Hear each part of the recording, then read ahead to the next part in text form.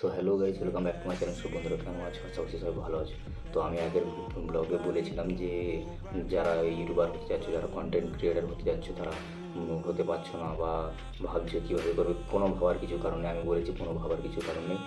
প্রতিবেশী, পাড়া প্রতিবেশীদের মানে ওরা ওরা ছাড়া আর কে বলবে? ওদের কাজ হচ্ছে বলা।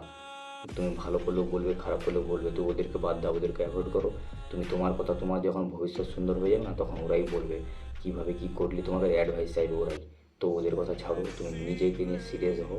আর পাড়া প্রতিবেশীর কথা বন্ধ করে তুমি ইউটিউব হও, কন্টেন্ট যাই কিছু ভিডিও করে করো, কোনো অসুবিধা নেই। আর এটা যদি ভেবে দেখো যে আমি কী বলবো কি না, তুমি জাস্ট শুরু করো।